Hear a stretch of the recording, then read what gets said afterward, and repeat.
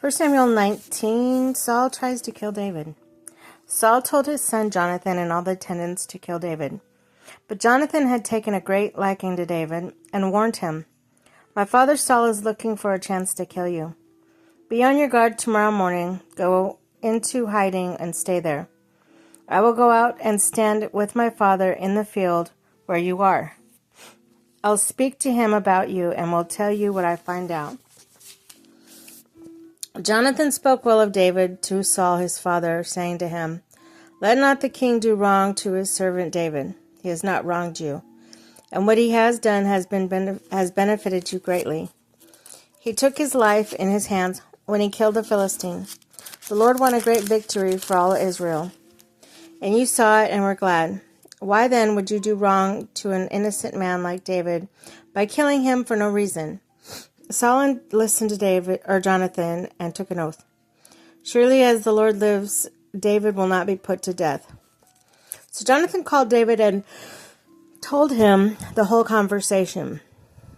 He brought him to Saul, and David was with Saul as before. Once more, war broke out, and David went out and fought the Philistines. He struck them with such force that they fled before him. But an evil spirit from the Lord came on Saul as he was sitting in his house with his spear in his hand, while David was playing the lyre. Saul tried to pin him to the wall with a spear, but David eluded him as Saul drove the spear into the wall. That night David made good his escape. Saul sent men to David's house to watch it and kill him in the morning. But Michal, David's wife, warned him, "If you run out for your life tonight, tomorrow you'll be killed."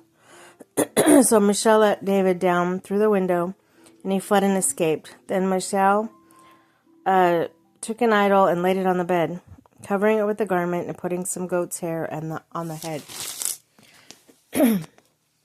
When Saul sent the men to capture David, Michal said, "He is ill."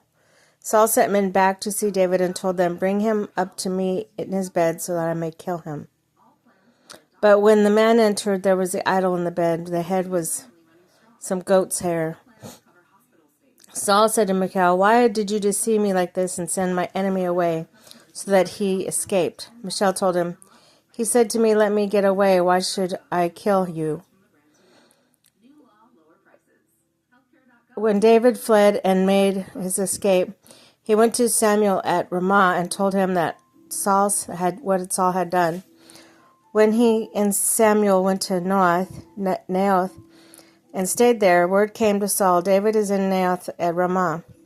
So he sent men to capture him. But when they saw with group of prophets prophesying, with Samuel standing there as their leader, the Spirit of God came on Saul's men, and they also prophesied. Saul was told about it, and he sent more men. They prophesied too. Saul sent men a third time, and they also prophesied. Finally, he himself left for Ramah and went to the greatest cistern at Seku. And when he asked, "Where's Samuel and David?" "Over in Naioth at Ramah," they said. So Saul went to Naioth at Ramah. But the Spirit of God came on him, and he walked along prophesying until he came to Naioth. He stripped off his garments, and he too prophesied in Samuel's presence. He lay naked all that day and all that night. This is why people say, "Is Saul so among the prophets?"